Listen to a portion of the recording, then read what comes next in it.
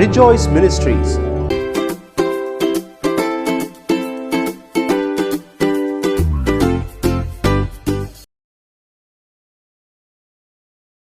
கர்த்தருடைய பரிசுத்த நாமத்துக்கு மகிமை உண்டாட்டும். இந்த நாளிலும் நாம் சங்கீதம் 112 நம்ம பார்க்க போகிறோம். இது ஒரு அருமையான சங்கீதம் பாருங்க. மொத்தம் 10 வசனம் தான் இருக்குது. இதில் யார் பாக்கியவான், யார் உண்மையிலேயே ஒரு பாக்கியவான் பாக்கியவதி அப்படின்னு சொல்லக்கூடும் அப்படின்னு சொன்னால் இந்த வசனங்களை நம்ம பார்த்தோன்னா நமக்கு தெரிய வரும். முதலாவது வசனத்திலேயே பார்த்தீங்கன்னா, கர்த்தருக்கு பயந்து அவருடைய கட்டளைகளில் மிகவும் பிரியமாயிருக்கிற மனுஷன் பாக்கியவான். அவருக்கு ஒரு பயப்படணும், கர்த்தருக்கு தான் பயப்படணும். மனுஷர்களுக்கோ பிரபுக்களுக்கோ ராஜாக்களுக்கோ நம்ம பயப்படவே தேவையில்லை. நம்ம உத்தமமாக இருக்கிறோன்னா அந்த உத்தமம் எப்படி விளங்க செய்கிறாருன்னா, அவருக்கு பயப்படும் பொழுது தான் ஒரு உத்தமம் நமக்குள்ளே வருது. நம்ம மனுஷங்களுக்கு பயப்படுறது கண்ணியை வருவிக்கும்னு வேதம் சொல்லுகிறது. ஆனால் கர்த்தருக்கு பயந்தோன்னா நம்ம நல்வழியில தான் இருப்போம். அந்த வழி நம்ம விலகி போகவே மாட்டோம். ஆண்டவருக்கு பயப்பட்டு ஐயோ இது அவருக்கு பிடிக்கவே பிடிக்காது, நான் செய்யவே மாட்டேன்னு சொல்லி தீமைக்கு விலகிற ஒரு மனுஷனாக இருப்போம்னா நம்மளை பாக்கியவானாக தான் ஆண்டவர் வச்சிருப்பாரு. ஹல்லேலூயா. அது அவர் சொல்றாரு, உன்னுடைய வம்சங்கள் பலத்திருக்கும், செம்மையானவர்களின் வம்சம் ஆசீர்வதிக்கப்படும். செம்மையானவர்கள், அந்த உத்தமர்கள், கர்த்தருக்கு பயப்படுகிறவர்கள், அவர்கள் தான் பாக்கியவான்கள். அவங்க ஏன்னா அவங்களுடைய வம்சமே ஆசீர்வதிக்கப்படும். இப்போ தீமோத்தேயுடைய வம்சத்தை நம்ம பார்த்தோம்னா அவங்களோட பாட்டி, அவங்களோட அம்மா, அடுத்து தீமோத்தேயு, இப்படி வம்சமாக ஆசீர்வதிக்கப்பட்டு வருது. எதுக்குன்னா கர்த்தருக்கு அவங்க பயப்படுறாங்க. கர்த்தருடைய கட்டளையை மீறக்கூடாதுன்னு சொல்லி இருக்கிற குடும்பங்கள் எல்லாமே வம்சாவளியாக ஆசீர்வாதம் பெற்றவங்களா இருப்பாங்க. எல்லாம் பாக்கியவானும் பாக்கியவதியுமா இருப்பாங்க. ஹல்லேலூயா. அடுத்தது அவங்களோட ஆஸ்தி பெருகுன்னு போட்டிருப்பாருங்களேன். ப்ராப்பர்ட்டி அண்ட் வெல்த் அவங்களுடைய வீட்டில் தான் நிற்கும். ஆஸ்தி பெற்றவங்களா இருப்பாங்க, மிகுந்த பாக்கியம் பெற்றவங்களா இருப்பாங்க. அவங்க கர்த்தருக்கு ரொம்ப பயந்து அவருடைய கட்டளைகளை மீறக்கூடாதுன்னு இருப்பாங்க. எனக்கு தெரிஞ்ச நிறைய பணக்கார குடும்பங்கள், கிறிஸ்தவ குடும்பங்களை சொல்கிறேன். அவங்க வீட்டுக்கு நாங்கள் போயிருக்கோம். ஜெபம், துதி, ஸ்தோத்திரம், காலையில் குடும்ப ஜெபம், நைட்டு குடும்ப ஜெபம், அவங்க சர்ச்சுக்கு போகிறது, அவங்க ஜெபம் பண்ணுறது, அவங்க ஏழை எளியவங்களுக்கு தான தர்மம் செய்கிறது, எல்லாம் கர்த்தருடைய கட்டளையின்படி அவங்க செய்வாங்க. கர்த்தருக்கு பயந்து பயந்து செய்வாங்க. அதனால அவங்களோட ஆஸ்தி பழுகி பழுகி பெருகுது. எனக்கு தெரிஞ்ச நான் அந்த ஃபேமிலியில் நாங்கள் 1985 எங்களுக்கு பழக்கமாச்சு அந்த குடும்பம். அவங்களுக்கு அப்போவே 19 காரு. அந்த மாதிரி இன்னொரு குடும்பம்லாம் ஃபுல்லாக ஒரு மலையே அவங்களுக்கு சொந்தம். அந்த மலையில் அத்தனை வீடுகள், வாசல் வச்சுருக்காங்க, நிலம் வச்சுருக்காங்க. அவங்க குடும்பங்கள் எல்லாம் ஆசீர்வாதமாக இருக்கிறாங்க பாருங்கள். இதெல்லாம் எதுக்குன்னா கர்த்தருக்கு பயந்து அவருடைய கட்டளைகளை மீறாமல் இருக்கிறதுனால பாக்கியமும் நன்மையும் அவங்கள பின் தொடர்ந்துக்கிட்டே இருக்குது. அவங்களுக்கு ஆஸ்தியும் அவங்களுக்கு எல்லா விதமான நீதியும் என்றென்றைக்கும் நிற்கும். கர்த்தருக்கு ஸ்தோத்திரம். அடுத்து மூணாவதாக பார்த்தீங்கன்னா, அவங்க செம்மையானவர்களுக்கு இருளிலே வெளிச்சம் உதிக்கும், அவன் இரக்கமும் மன உருக்கமும் நீதியும் உள்ளவனாக இருப்பான். கர்த்தருக்கு பயந்து அவன் இருப்பானா, அவருடைய கட்டளைகளை அவன் செய்வானா இருந்தானா, அவன் இருளில் இருக்கிறவங்களுக்கு வெளிச்சத்தை கொடுக்குற அளவுக்கு அவனை ஆண்டவர் உயர்த்தி வச்சிருப்பாரு.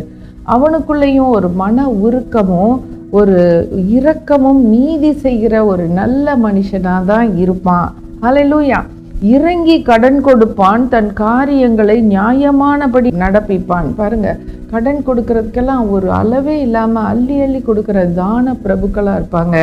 அவங்க நியாயமானபடி தான் செய்வாங்க. அநியாயத்துக்கு அவங்க கை போகாது, அநியாயம் செய்கிறதுக்கு அவங்க கால் போகாது. அவங்க கர்த்தருக்கு பயப்படுறதுனால அவங்க நீதி செய்வாங்க, நியாயம் செய்வாங்க, ஏழை எளியவர்களுக்கு தான தர்மங்கள் செய்வாங்க, கடன் கொடுப்பாங்க. அவன் என்றென்றைக்கும் அசைக்கப்படாதிருப்பான், நீதிமான் நித்திய கீர்த்தி உள்ளவன். பாருங்க, நித்தியமாக அப்படி வாழையடி வாழையாக அவங்க குடும்பங்கள்லாம் மிகுந்த ஆசீர்வதிக்கப்பட்டிருப்போம். ஏன்னா அவங்களோட மூப்பனார், அவங்க மூப்பாட்டி எல்லாருமே கர்த்தருக்கு பயந்து அவருடைய கட்டளைகளை கீழ்ப்படிந்தனால தான் இப்படி செம்மையான வழியில் வந்தவங்க எல்லாருமே மிகுந்த ஆசீர்வதிக்கப்பட்டிருப்பாங்க. வேதத்தில் நம்ம நிறைய இந்த மாதிரி பார்க்குறோம். ஒரு ராஜா நல்லவராக இருப்பார், அப்புறம் அவங்க மகன் அந்த அப்பா மாதிரியே இருக்க மாட்டான். அடுத்து பிறக்கிற பிள்ளை வந்து சில டைம் நல்ல பிள்ளையா இருப்பான், அடுத்து பிறக்கிறது பயங்கர ஒரு தீவிரவாதி மாதிரி இருப்பான். ஸோ நிறைய இடங்களில் பார்க்குறோம், பிள்ளைங்கள் வந்து தறிக்கட்டு போயிடுவாங்க. ஏன்னா நல்ல அப்பாவாக இருப்பலாம், ஆனால் மகனோட வாழ்க்கையில் வந்து தீவினையும் மோசமும் நாசமும் இருக்கிறதுனால ஆசீர்வாதத்தை இழந்திருப்பாங்க. இப்படி கர்த்தருக்கு பயந்து அவருடைய கட்டளைகளை மீறாமல் இருக்கிறவங்களுக்கு எப்பொழுதும் ஆசீர்வாதம், நித்தியமாக அவங்களுக்கு பாருங்க, நித்திய கீர்த்தி உள்ளவனாக இருப்பாவன். துர்ச்செய்தியை கேட்கிறதுனால் பயப்படான். ஒரு கெட்ட செய்தி வந்தால் அதை குறித்து அவன் வந்து நிலக்குலைந்து பயந்து டிப்ரெஷனில் போய் பயந்து நடுங்கி அப்படி ஒன்றும் ஆகாது. ஏன்னா அவன் நீதிமான், அவன் வந்து ஆண்டவரை விசுவாசிக்கிறான், ஆண்டவரே நம்பி இருக்கிறான், அதனால அவன் அசைக்கப்படாதிருப்பான். இருதயம் கர்த்தரை நம்பி அவன் வந்து திடனா இருக்கும்படிக்கு கடவுள் வைப்பார். திடனா இருப்பாங்க, அவங்க ஸ்டெடியா இருப்பாங்க, அவங்க கலங்க மாட்டாங்க, பயப்பட மாட்டாங்க, திகச்சு போக மாட்டாங்க. ஏன்னா கர்த்தர் அவங்களோடய கூட இருக்கிறார். ஹல்லேலூயா. அவன் இருதயம் உறுதியா இருக்கும், அவன் இருதயம் உறுதியா இருக்கும், ஆண்டவர் மேல அவன் நம்பிக்கை இருக்கும், உறுதியா இருக்கும். வாரி இறைப்பான், ஏழைகளுக்கு கொடுப்பான், அவனுடைய நீதி என்றென்றைக்கும் நிற்கும், அவன் கொம்பு மகிமையாய் உயர்த்தப்படும். எவ்வளோ ஒரு காரியம் பாருங்க. கர்த்தர் வந்து வாரி இறைக்கிறான், ஏழைங்களுக்கு கொடுக்குறான், தான தர்மம் பண்றான்.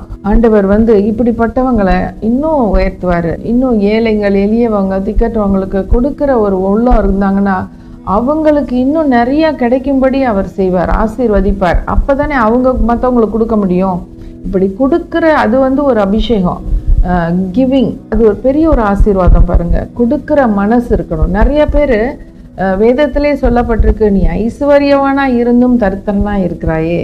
நீ ஐஸ்வர்யவான்னு நான் நினச்சேன், நீ உனக்கு எல்லாமே கொடுத்து நான் வச்சுருக்கேன், ஆனால் நீ தரித்திரனா இருக்க. நீ மற்றவங்களுக்கு கொடுக்கறதுல நீ ஐஸ்வர்யத்தை கொடுக்க மாட்டேங்கிற, நீ வந்து உனக்குன்னே வச்சுக்கிற. அப்படி இருக்கக்கூடாது. கர்த்தர் கொடுக்க தான் நிறையா கொடுப்பாரு. நான் இலங்கை தேசத்துக்கு போகும்போதெல்லாம் அங்கே எனக்கு ஒரு அக்கா இருக்காங்க. அந்த அக்காவுக்கு நான் நிறையா புடவைங்க 10 புடவைங்களான்னு எடுத்துகிட்டு போயிடுவேன் பாருங்க. ஏன்னா நிறையா 15 kgs கொண்டு போகலாம் பெர் பர்சன்.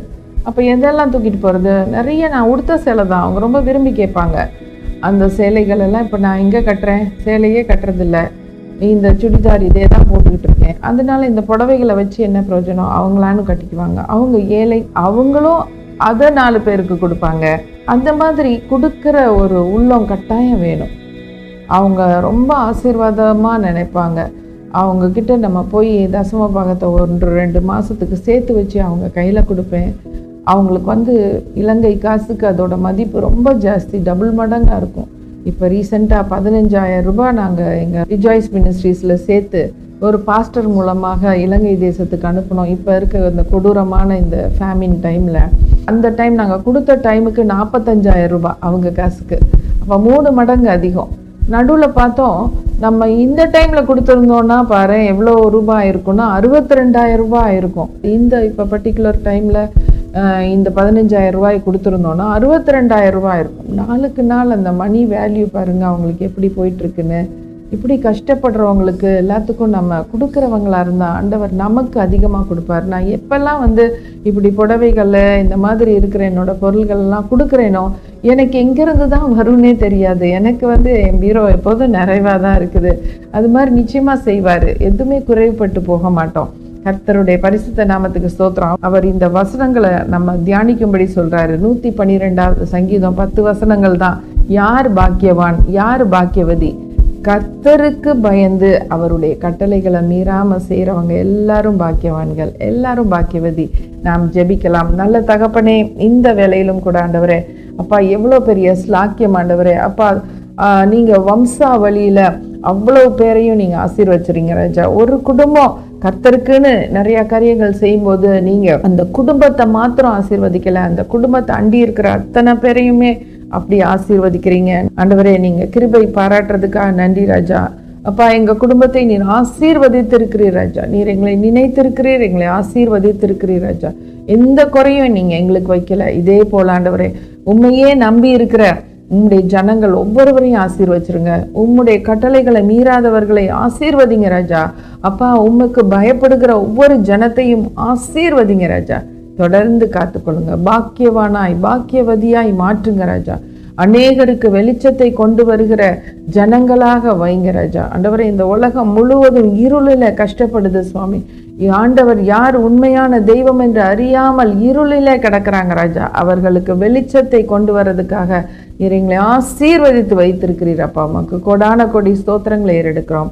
தொடர்ந்து உம்மை கனப்படுத்துகிறோம், உயர்த்துகிறோம், மேன்மைப்படுத்துகிறோம், பிரஸ்தாபப்படுத்துகிறோம். இயேசுவின் நாமத்தில் கேட்கிறோம் நல்ல பிதாவே. ஆமேன், ஆமேன்.